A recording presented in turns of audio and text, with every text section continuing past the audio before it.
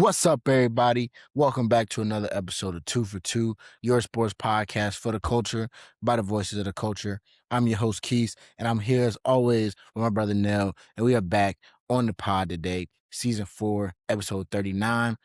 No need to waste time. Let's jump right into it. Nell, it is so fascinating to see your face today. I have looked forward to this for the last 4 days. I think it was 3 days. 3 days. It's great, man. How you doing? I'm good. It's not good to see me? Really? Why would that be? Reason Well, in particular? you know what time of the season it is. We're in the NBA playoffs, right, folks? Last time we hopped on here was last week. To kind of preface a couple series that have since ended. So we'll start with the one, the one we all been waiting for.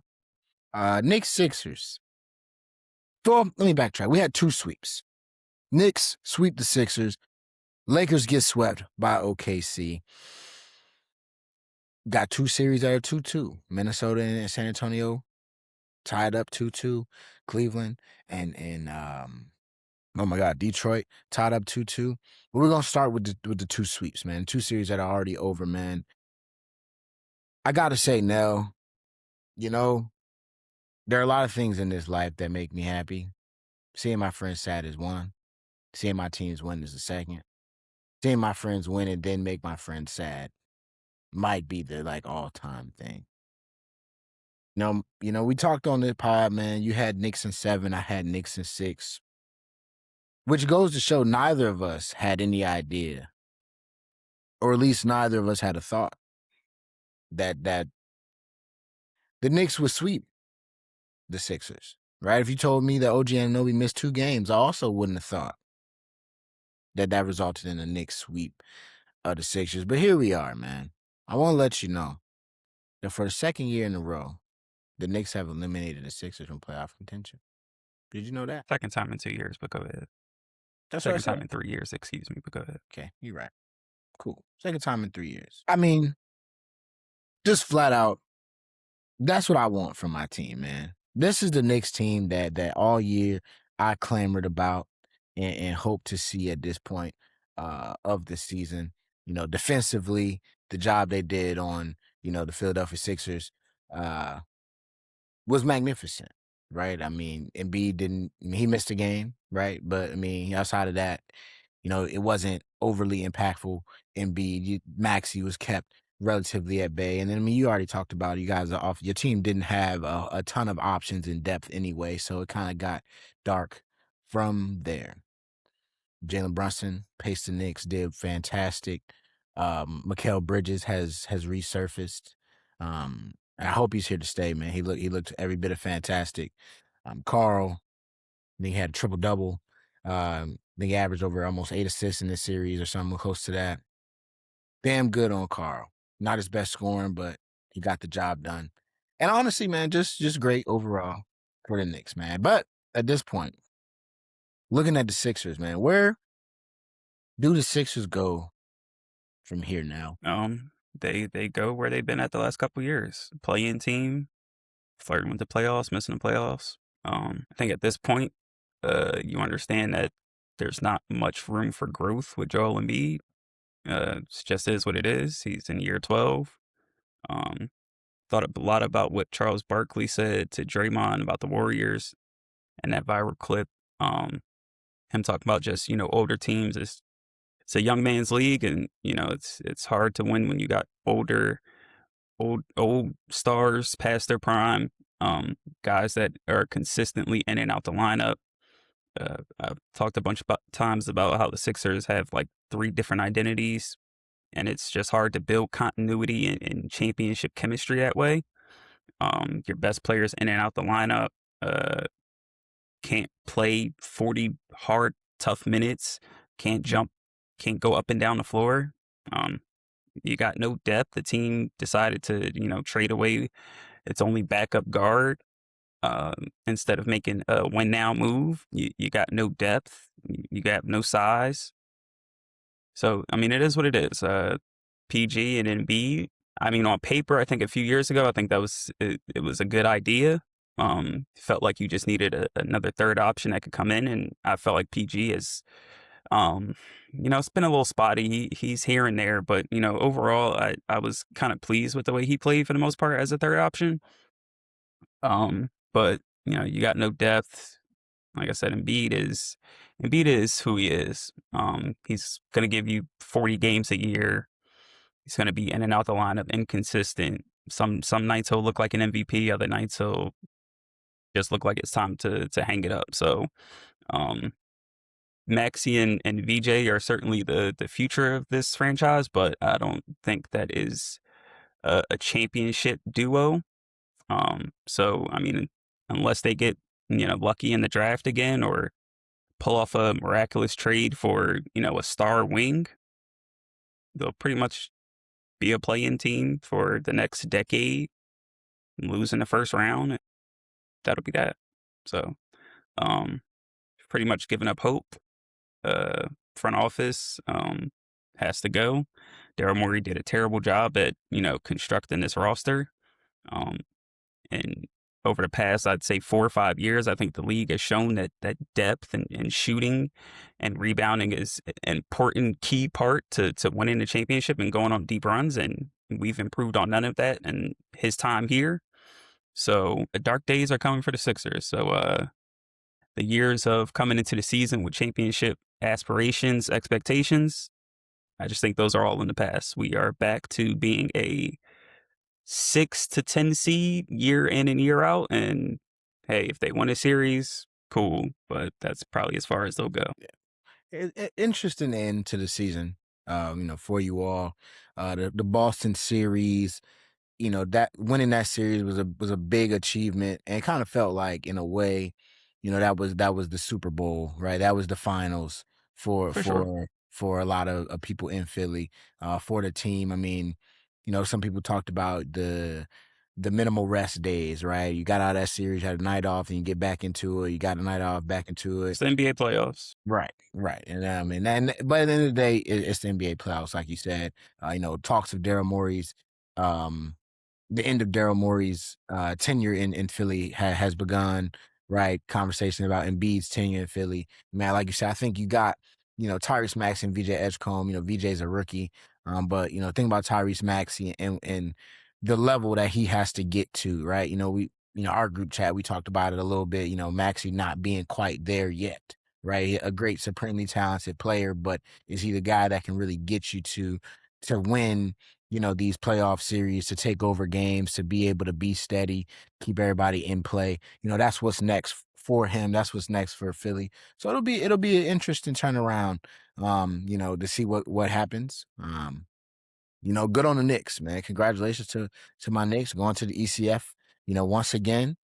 Hopefully this year's the year that they can kind of make it to the finals, right? I think most people kind of had them as the odds-on favorite after Boston kind of went out anyway.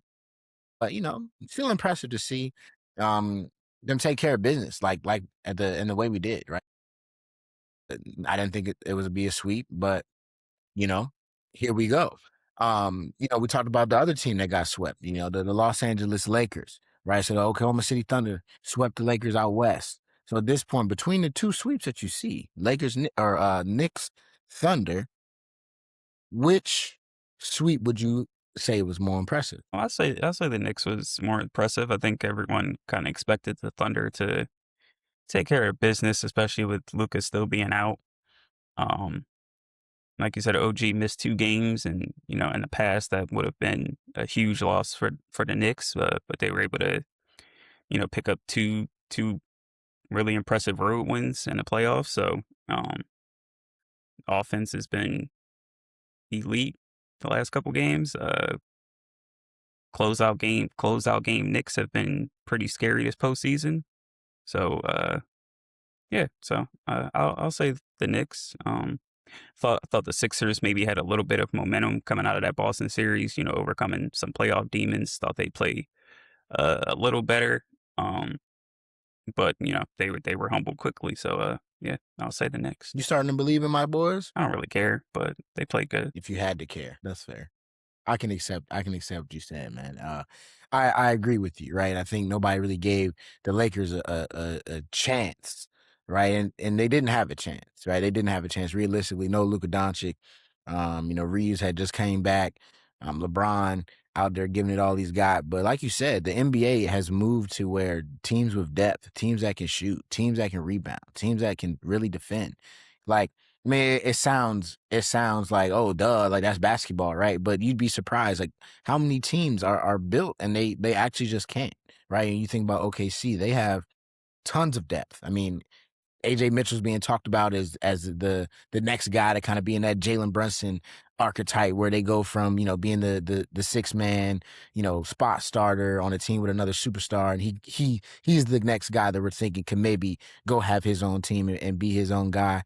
Right. Obviously Shea didn't even, I think outside of the closeout game, I don't think Shea even got 25 points in that series, right? But that's the hard part about playing a team like the Oklahoma City Thunder, right? You think you stop their main guy, right? You got Chet playing out his mind. Then on that side, Jalen Williams is out, but you got AJ Mitchell playing out of his mind. You get a Kassan Wallace generational night, right? You get Caruso and Dort and Hartenstein, and guys just keep coming, and it's not much you can do, right? Like that's how teams are supposed to be built in the NBA. You look on the other side of that with the Lakers.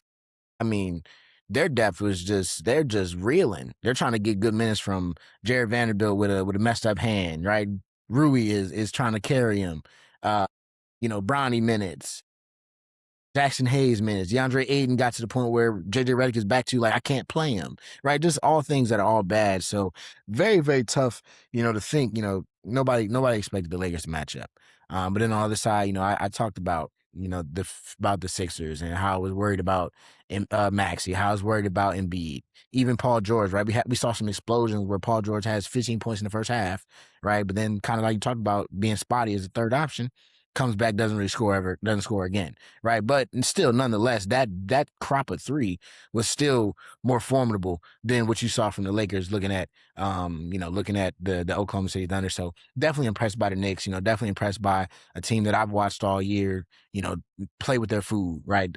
Team that I've watched get swept by the Pistons. Team that I've watched, go into lull periods where Jalen Brunson goes into hero ball and then you can't score, right? So, definitely impressed by them. But I want to put some more focus on the Lakers, man. We talked about LeBron James, right? He's going into a year where he will be a free agent this summer, right? Was this the last season for LeBron in LA? We talked about the Lake and where do the Lakers go from here? I just touched on, that roster, you know, at full health, people might have gave him a shot, but even at full health, they're not beating OKC, right? Even at full health, they're not winning the West. So is LeBron done in LA? And if so, or if not, where does LA go from here? It'll be interesting to see if it's his last year.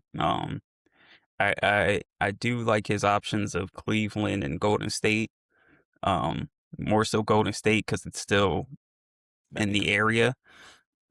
It's hard for me to see him leaving the Lakers. Kind of same thing with Paul George when it was time for him to leave the Clippers. It was hard for me to see anybody leaving Los Angeles if they're offering you the contract that you feel like you deserve. Obviously, Paul George didn't get the contract he felt like he deserved, and he was willing to go elsewhere. I feel like if the Lakers offer him, and it seems like, Jeannie Buss and Pelinka, there's mutual interest for him to come back, but, obviously it all depends on the price. I think if the price tag is right for both LeBron and the Lakers franchise, I think he'll be back in a Lakers uniform. I think if there's a disconnect between what that contract should be and how long, I could see him possibly going somewhere else. And I do think Golden State, if they can make it happen, is possible. If Cleveland can, get some cap space and make a move, it's possible. But it's hard for me to see him choosing somewhere else. Like with the Lakers rumors before, he left Cleveland after his second stint. I mean, those were so loud that it just, it felt like a foregone conclusion. Like I said, you've heard rumblings about Cleveland, but then you remember, I don't know where he said it at, but he made reference that he hated coming back home to Cleveland, just because of the weather and stuff like that. So I said it's hard for me to see him wanting to leave LA to go, especially in his last. It's probably going to be what his this next contract that he signs might be his last one, depending whether he does, player option or if he just signs 1 year deals. It could be his last one. So I don't know if he wants to spend. I mean, it would be a great story for him to, have it spend his last couple years in Cleveland, but I don't know if he wants to spend that time on the East Coast lifestyle, the East Coast lifestyle. I don't know if he's willing to do that for his last couple years in the NBA. So I give Golden State an outside chance, but I think if the Lakers, if they can come to terms on a good deal, I think he'll be with the Lakers. Yeah, I'm right with you. I just don't see it happening. I mean, I think LeBron's. I mean, I could see next year being the last one just off of just the things that you hear, the rumblings. Like he always comes out every year now and he says, "I don't know what I'm gonna do." Right? He's not going out like that. Granted, I don't think there's a real. Truthfully, do I see another path for him to get another ring before he's done? Not really, right? But I still don't see him going out getting swept. They didn't have Luca. And then I don't see him leaving LA. I mean, he talks all the time about he's ushering in that family man Bron life, right? Like he's getting to that point where, you know, uh Zuri is getting older, right? She's playing volleyball. She might tap into basketball soon, right? I mean, Savannah getting finer and finer as she continues to age. I mean, how many more times can you look across at that woman and say, baby, I gotta go again? You know what I'm saying? We talk about this with guys all the time as they get to the end. And I think LeBron's one of those supreme competitors, right? So it makes it tough because I mean, obviously he can still play. Like he's still at the top of the league. He's still one of the best. And he can contribute and he can impact the game. But that toll is going to take on him to feel like he has to carry a Lakers team. To feel like he has to, if he goes to Cleveland, right? Like you say, it sounds good, but is the expectation championship? Like I don't see him jumping ship to make a move like that unless it's like, yeah, I know surefire. I can go ahead and get me one, right? Golden State would sound good if they, put the band of the old guys together one more time and see what can happen. I don't know, man. LA it's just too perfect. It's too perfect of a world for him as the celebrity. Perfect for a world for him as the family man. I mean, you got Bronny over there. Your son's at Arizona. That's not too far away either, right? So it just I just don't see it, see it happening. But LA, I mean, I say this not knowing exactly how strapped for cash they are at this point. And realistically, what moves they can make. I mean, you got to put a better roster out there, right? Luca, you got to be able to give me minutes in the playoffs. I know the hamstring, that's a hell of an injury, right? And it's hard to come back. I saw a report that came out. He's already begun his serious summer diet, Luca, for next year, right? That's cool. But, we saw the Luca, Austin Reeves, LeBron squad with AM and it didn't move us, right? So this Lakers team got to get better. They've got to they got to prioritize shooting. And it can't be in the name of, I mean, Luke Kennard gave them the best hope. But I mean, prior to that, they had made a move for old Gabe Vincent and thought that was going to solve the woes, right? Like stuff like that is just, it's not going to happen. These NBA teams got to learn from teams like the OKC Thunder. We can't cut corners in this thing, right? It might be a long process. You got to get lucky a little bit here, but the we got LeBron and we can just fill it with whoever around it. It's not going to work at this point in his career. And he's on the back end, and it's too much to ask of him, right? LeBron should be the best third option in the history of third options right now. Truthfully, he should be able to do that. He should be able to fill that role for you. You got Luca.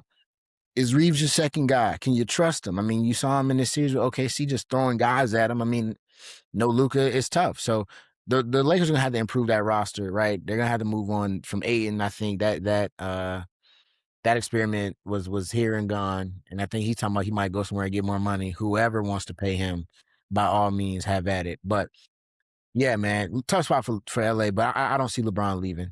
He's good in there. He gonna usher that last season, last 2 seasons, whatever, right to the front office, right to an advisor role, and right to whatever the hell LeBron wants to do after he's done, and he'll have his pick, right? He'll get to do what he wants to do.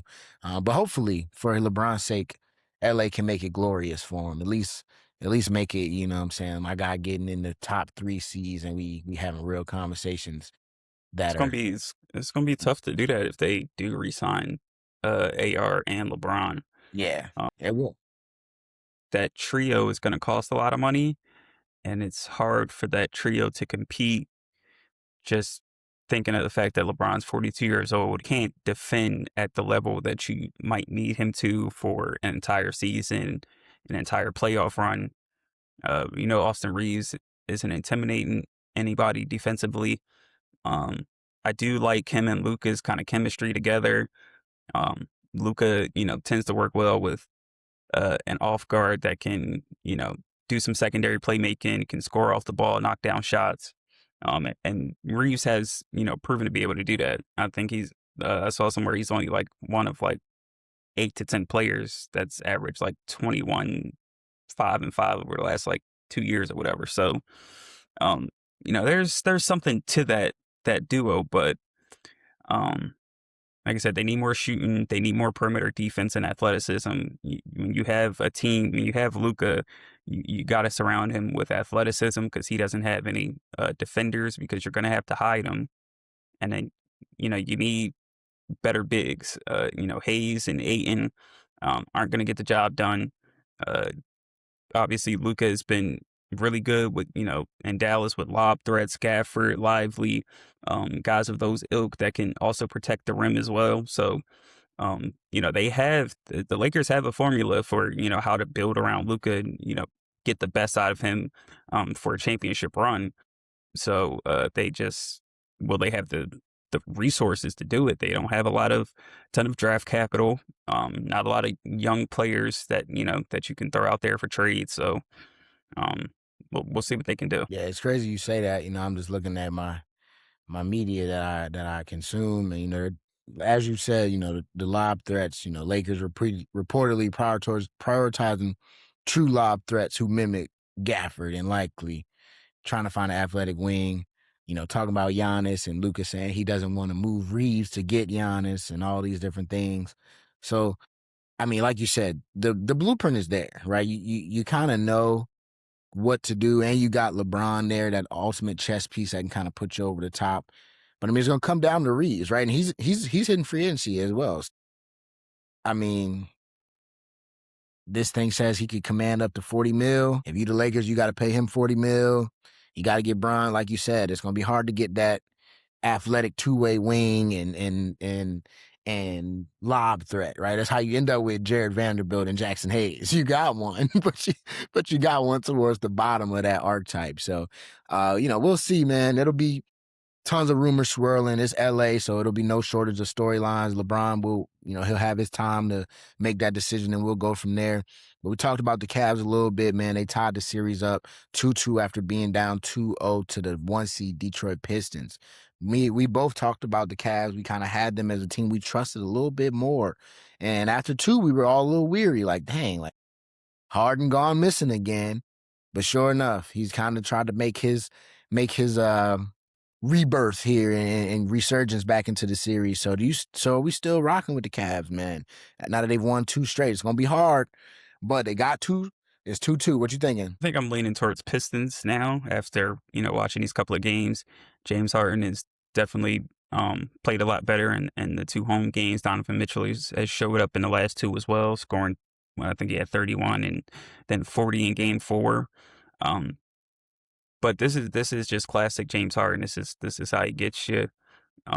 He played pretty well in the two games. But game 6 is, we're guaranteed to have a game 6, and that's when he does his best, disappearing acts. Game 6 and 7. So I mean, he's going to have to step up. It's a best of 3 series now, and you're going to need at least 2 games out of him, and for sure one on the road, and that's where he's been awful in this postseason, playing on the road. So I don't think they haven't won a road game at all this postseason.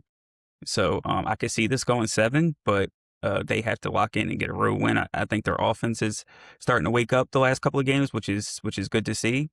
But I think Detroit defensively they've still been pretty good. Cade's been steady. I think at home they'll be okay, but we've seen this before from James Harden. He'll give you a couple games in the second round, but eventually, as the series goes on, he gets worse. maybe he can turn that corner, but I like Detroit winning at least both of their home games. Whether or not they close it out in six, we'll see what Harden and Donovan Mitchell can do. Big game five, so we'll see who steps up. But the way Detroit's played defensively, um, they're a team like I thought the Sixers were going to be. Them coming back from 3-1, I think, gave them a lot of confidence, and they took that into the second round and kind of upped their play. So I'm rocking with Detroit right now. I think they can get it done. The Cavs, we'll see. We just got to see which Cleveland team shows up. Yeah, you that last thing you just said is what makes it so tough. I'm not going to budge and switch, jump ship. I think the Cavs have kind of figured out a little bit of a formula. I think they've been playing better.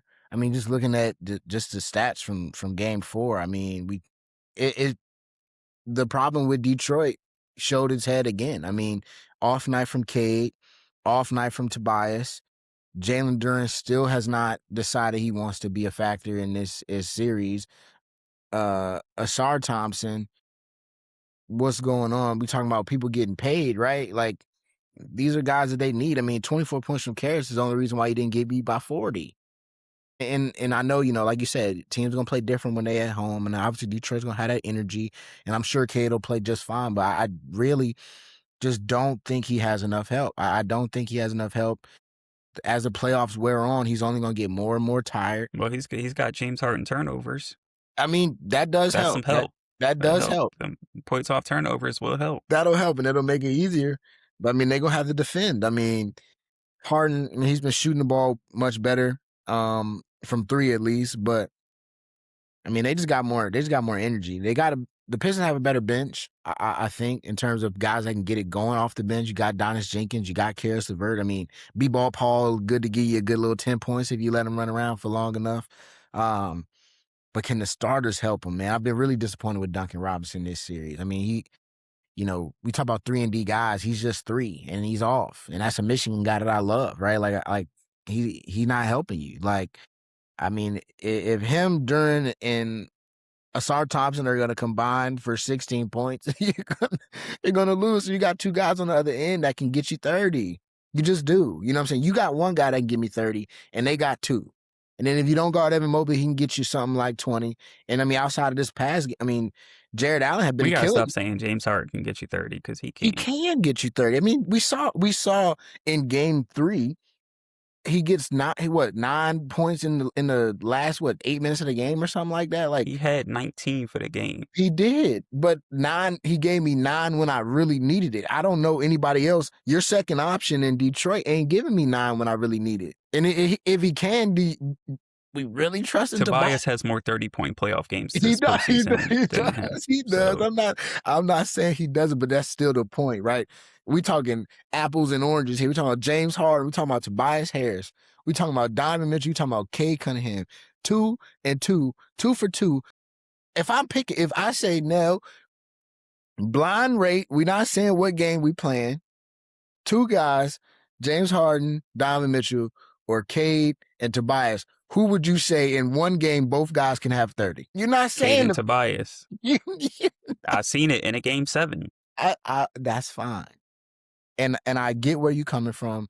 It is hard to still give Harden that respect because even like you said, even in that game 3, it was a stinker up until he decided to get it going. Right? He saw one go through and he got hot. But that's what's scary about this team. Donovan Mitchell in the first half of that last game did nothing. What he gave you 30? Was it 39 in a quarter or something? 39 and a half, the most points scored in a half. That's microwave. That's one shot goes in and you done. And the clock the switch is flipped. I don't see that. I don't see that on Detroit. And because of that, the way this series is headed with momentum, with energy, the best thing for Detroit is that they're going back home. That's the best thing that's going for them. They gotta win this one. They gotta win this one. Like you said, just haven't won any on the road. I mean, we'd be foolish to sit here and pretend that we're, confident, but I'm gonna still say, like I said before, out of the Cavs and the Pistons, I trust them just a little bit more because that starting 5 at the very least, can give me something. Something. Cade out there by his damn self, man. That don't make no sense. Um, the other series though, man, Timberwolves, Spurs, a series I had the Timberwolves in 7, right? You had the Spurs. And I told you something about that guy, Ant-Man. Something about him. Some guys have that it where things just go their way. I mean, talking about coming back from the injury, looking like he has, even without being the best vertical athlete on the court right now with the knee injury, he's still doing his thing. And we saw this Minnesota team, they're known for bullying the bully. They're known for having a lot of tough guys, being physical. They had that similar feel to them that the Thunder have in the terms of because they play so physical, they get away with a little bit more. That's just how they play. They got Wemby off his rocker in game 4. Elbows, my guy Nas Reed, ejected. Wolves take over, win it, series back 2-2, man. Do you think this playoff physicality, this energy is starting to get to Wemby a little bit? I do. It's not throwing him completely off his game. He's still, averaging 19 and 10, 4.5 blocks this postseason. But you can see it's, each game it starts to weigh on him. And, I saw a clip, saying that this was, the elbow that he threw was just a build up, over a ton of games, like getting a rebound, guys are in there, reaching and hitting and grabbing and pushing and pulling, making them feel you. Yeah. And, you got to be able to play through that. And, he lost his cool a little bit through a vicious elbow. That was, Nasty. that was, No, you that was Meta 7-6 World. connecting That that. was Meta World Peace, like, with the intent behind that elbow. That was insane. So I picked the Spurs in 5, and I know it's 2-2 right now, but I mean the way that game went in the second half, if Wemby was there, I feel like we'd be looking at a 3-1 deficit and a possible closeout scenario in Okay. game 5. But in the end, Minnesota stepped up and got the job done and had an incredible fourth quarter. And like I said, now it's the best of 3, and we'll see what happens. But I give them a better shot to complete the series than Cleveland, being a road team. They've already got a win in San Antonio, so they've proven that they can win on the road in the postseason. Like I said, Ant has that it factor to him. If game's close down the stretch, definitely trust him with the ball in his hands. The other guys, the depth of that Minnesota team, guys that we haven't talked about all season, stepping up in big moments. So Conley still giving good minutes, Shannon giving good minutes. Big Uh, minutes. Rudy's been solid. But back to Wemby, I just too many jumpers for me. I feel like they're just completely taking him out of his game, and I was really excited to see how Wemby would play in the playoffs. I thought, he's averaging 19 and 10, like I said, 4.5 blocks. You look at those numbers, and those are, pretty good numbers for a big. But I was more so expecting, he did have the one game where he had, I think, like 35, 15, and 5 blocks. The Shaq, Hakeem, and I think Kareem were the only other centers to put up that stat line. I thought we would see a lot more of that this postseason. Obviously not 35, 15, and 5 blocks, but, I thought he would have a lot more, 30 and 10 games this postseason than what he has, because I just feel like he's just such a mismatch down low, but he refuses to use that size to his advantage. As that's just this NBA. They Yeah. guys just want to shoot jump shots. They refuse to take the easy shot. If he put it in his mind that he just was not going to shoot a 3, not a single 3 in a game, I think teams would literally be shitting their pants, because there's nothing that you can do to stop him. You're gonna have to eventually send a double, and then you're getting other guys open shots. But that's just this NBA. And I hope he progresses over the years and kind of gets better shot selection. But I feel like and the physicality, I think, is playing into that as well. His shot selection is just not what I think it needs to be, and I feel like if he had a better shot selection, his numbers would look a lot better. But at the end of the day, they're still getting it done. Castle's still getting it done. You know, Fox has had a couple good games. Dylan Harper, I think, has been great this postseason. Really excited for his growth as a Oh player. yeah.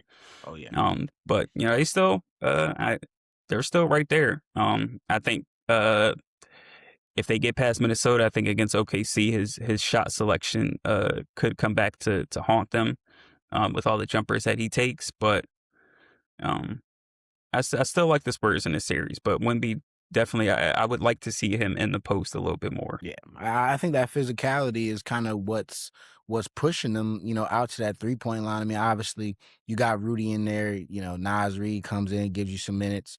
Uh, Julius gives him some minutes on him as well. And none of these guys are as tall as this guy, but they're strong, they're physical, they're tough, right? And they hit you. I mean, to your point, he's shooting 23% from three in this series. And that's with a game where he went 0 for 8 in game one, right? Like 0 for 8, 2 for 7, 3 for 5 is when, he had his crazy night with 39. But I mean, that's just like you said. I mean, no, there's no one on the floor as big as him. There's no one on the floor that can contest his shot, that can really give him trouble at the rim or even just in the paint. I mean, if he gets, even if it's a flash to the middle or I catch it at the high post, I mean, you're looking into the rim. You're literally looking into the rim, right? And you can't tell me that little quick midi, that little push shot, the little floater.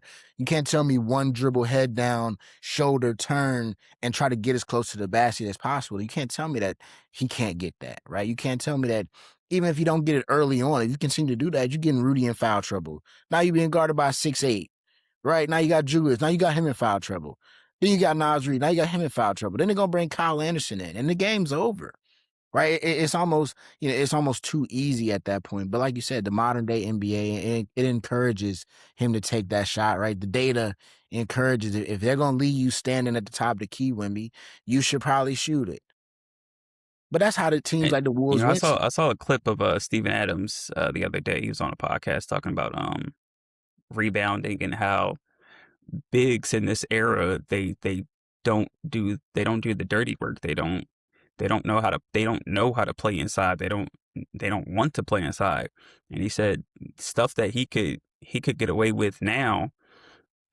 He would have never gotten away with when he first got into the NBA. He brought up Mhm. names like Marcin Gortat and Nene.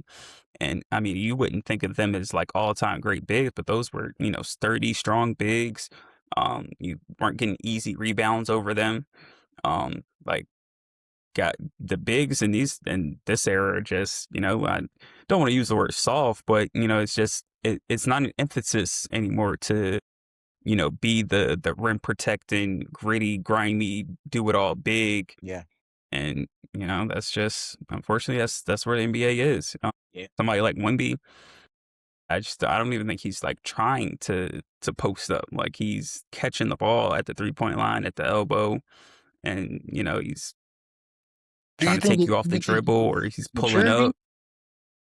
I don't know because or is it I used to think ready? the same about Embiid. I used to think eventually in a couple years he's just going to understand that he can just back down anybody and drop step dunk or shoot the fadeaway from 10 feet. But the game has evolved so where the best centers, they want to be able to do it all. They want to be able to take you off the dribble, go behind the back, fade, step back.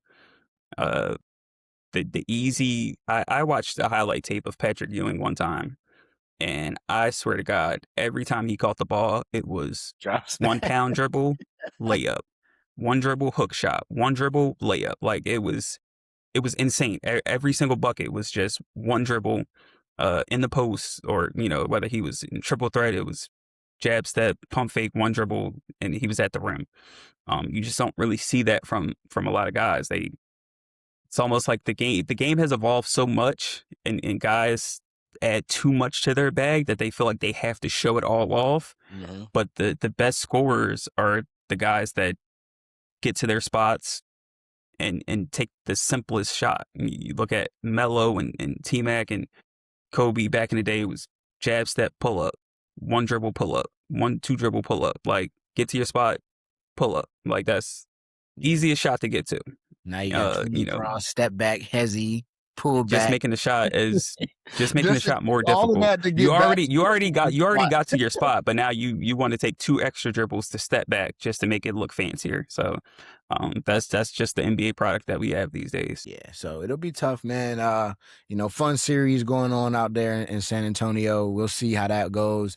I think we got games the game fives today and tomorrow, and then we'll have 2 game 6s on Friday.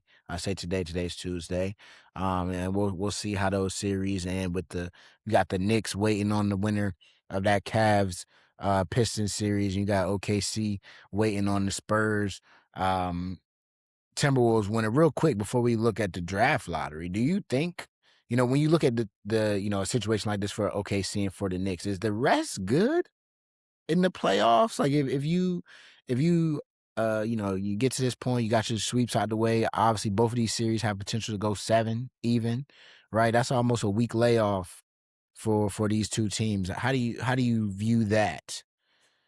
From I your don't point. I don't necessarily buy into too much refs being a bad thing. Um, it'll give you time for OG to heal up. Mitchell Robinson missed the game too. So I mean, guys with little tic tac injuries, I feel like that helps.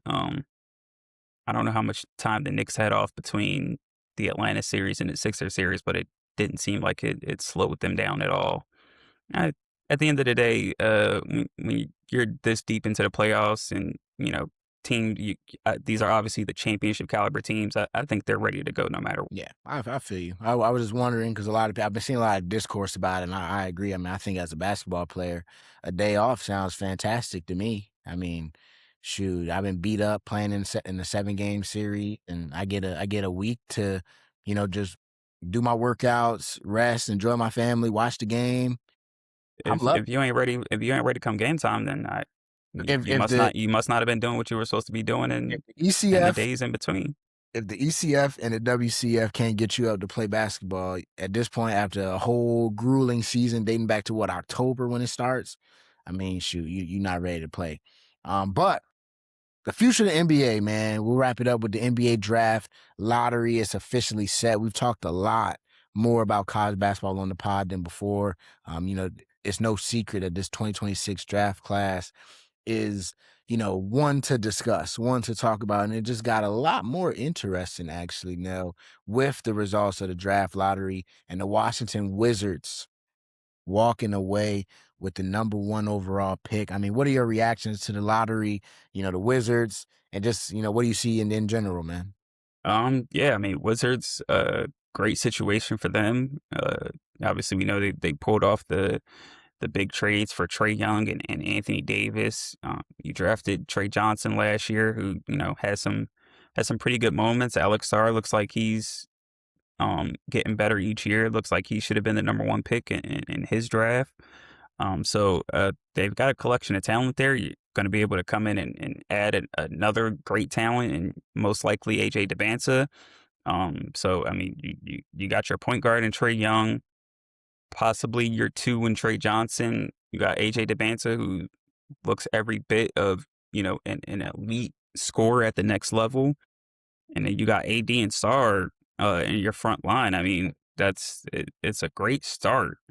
Um, so Washington is definitely looks like they making some moves, and future looks pretty bright for them. We'll see what they can get out of Trae Young and AD. But even without that, if they didn't have those moves, and they just had the #1 pick, and you got Debonsa and Star coming into his own, and Trey Johnson, still solid nucleus to try and build around. So interested to see what they do. I think the funniest thing was the Pacers owner coming out and apologizing for trading a first round pick for Zubac.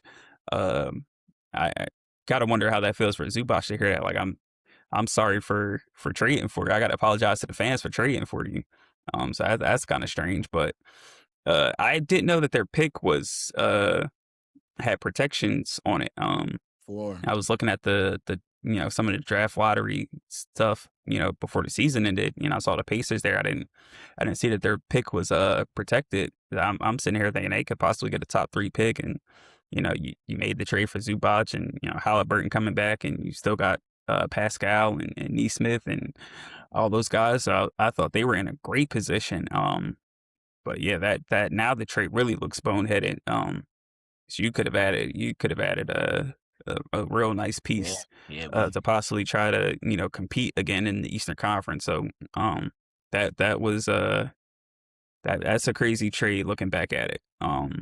Clippers, finagling their way into a top pick after their other pick went to OKC. Um, you know, Good for them and Steve Ballmer. It worked out for them. And now what do they have, 4 or they got 5? Yeah, 5. Yeah, so it's gonna be like you said, it's a deep draft. There's gonna be some talent out there for them. Um, they traded James Harden last year, so uh, yeah, that'd be interesting. yeah, Be interesting definitely. to see where Boozer goes. I know there's already debates about Boozer and Caleb Wilson. So it'd be interesting to see who goes first among those two forwards. But yeah, Devonta and Peterson, his draft stock will be interesting. Uh I believe in the talent, but obviously the cramps and It's the him checking out of creatine. games during the season. Uh, we'll we'll see what NBA execs and scouts think about that. But obviously he's as talented as anybody in the draft. So Utah's probably kicking themselves not being able to get to number 1, but still number 2, great consolation prize. I mean, it's been a while since they've had a top 2 pick with as bad as they've been, in the last couple of years. So, good for them to, be able to draft somebody that can be a cornerstone, and they still got a bunch of talent there as well. I mean, they made the trade for Jaren Jackson Jr. Obviously, still got Laurie Markkinen. When he plays, he's heck of a talent. Ace Bailey started to come on towards the end of the season, started to show some flashes as a rookie. Keontae George, has been a really good guard for them. He made a big leap last year, so I mean they've got some talent too. Yeah, and so I mean, it's some real interesting storylines here with this lottery. Just to go back to the Pacers, I mean, for some additional context, the Pacers had a 14% chance of getting the number 1 pick and a 52% chance of earning a top 4 pick, and it lands outside at 5, right outside at 5. Also, kind of funny about the Wizards pick. I mean, funny for me as a Knicks fan. If you remember, we made that trade with them. We had their pick as a top 10 protected pick. It ends up falling into 1, so obviously we don't get it, but it's also interesting to see. The draft will get real interesting after 1. I mean, I think everybody's assuming that, Debansa goes 1. Well, I'm sure Debansa goes 1, right? There's talks about will the Wizards move back, what's their plan, but I think you said it perfect. I mean, that lineup sounds good to me. You know what I'm saying? Trey Young with Debansa on the wing. You got your young guy in Sar. You got AD. You got your pick between Trey Johnson, Bilal Coulibaly. I got Bub Carrington, right, to decide who wants to start in that last spot. But even if not, I mean, you got lottery picks sitting on the bench. I mean, we just talked about the Thunder and how a team like that took, pick after pick after pick to kind of get to a point to where somebody pops, and then you bring in a vet and that pops, right? So you have a real shot here if you're the Wizards to kind of go from worst to first. Well, not first, but you get my drift. First to getting into the playoffs and being, a legitimate team out east. I'll be curious to see what Utah does, especially considering all the resources that Utah owner has kind of put into the AJ Debinsa sweepstakes, right? They did a lot of things with the idea that AJ Debinsa would be in Utah for good, right? The BYU move that was kind of funded by Utah, right? Like all of those things tie together. So it'll be interesting to see if Utah gets desperate and makes tries to pull off some type of trade to move up and get, their guy. It's no secret that that's their guy. But after that, man, like you said, where's Boozer going? Where's Caleb Wilson going? I've talked about Wilson going as high as 2 in my opinion, right? But then you look at Utah, is it a fit there with Jaren Jackson, with Laurie already? A lot of people also talking about Caleb Wilson has a lot of untapped potential that we didn't get to see this year at UNC, right? So it'll be fun, man, to kind of see how the draft plays out, after one with these teams. I mean, OKC has 2 picks in the first round, right? In the lottery, you got 12 and 17 with them. Sam Presti's no stranger to being aggressive and making a move. I was getting text today. One of my boys, he thinks they're gonna package that to get into the top 10 and get another guy. So, it'll be interesting. But the lottery's fun, man. I mean, it's a unique time. I'm looking at these picks right now. Just we'll see, man. I hope Washington doesn't screw this up. Um, but yeah, do the Knicks have a pick? My Knicks got 31. Damn. Philly got a pick? Got 22 via Houston. See, that's tough, man. After the lottery, you kind of fall into that back end of the first round. But I mean, it's a deep draft, right? I mean, we see every year Not teams. even that's the pick we got for trading Jared McCain. Oh, I see. They got 17 from y'all. I see. Okay, okay. Well, we got 24 Like at that. Jared McCain said, we didn't sell high enough. Didn't. Definitely a trade that will go down in history. I mean, he's making some very big impact over there in OKC as well off the bench. But that's gonna do it. For this Only to the episode. surprise of Daryl Morey and Nick Only. Nurse. I mean, if nothing else should solidify you. Watching that guy go on and play for a championship this year it better hurt. While Maxey has to play 47 minutes and be absolutely worn out by the fourth quarter. Good job, Daryl Morey. Yeah, good job. But yeah, man. So we'll see how this goes next week when we hop on this thing. We'll have the stage clearly set for the ECF and the Western Conference Finals. We'll have our Final Four in the NBA. Will it be OKC versus the Spurs? Will it be OKC versus the Timberwolves? Do we see Knicks Pistons after the regular season series they had? Or do we see Knicks Cavs after the history they've had over the last 2 years? We'll see. It'll be worth the watch, folks. We're going to keep doing this thing for you all. We appreciate each and every one of y'all for listening, man. It's season 4, episode 39 of the 2 for 2 pod. You know where to find us on all platforms, all social medias at 2 for 2 pod. Watch us on YouTube. I said that last week, and somebody mentioned that, they only watch the YouTube. I said, thank you. That's cool. I appreciate that. Watch the YouTube. Get in with us, man. We're going to keep doing this for each and every one of y'all. But with that, 2 for 2, Quis and Nell, you know what we doing? We out of here.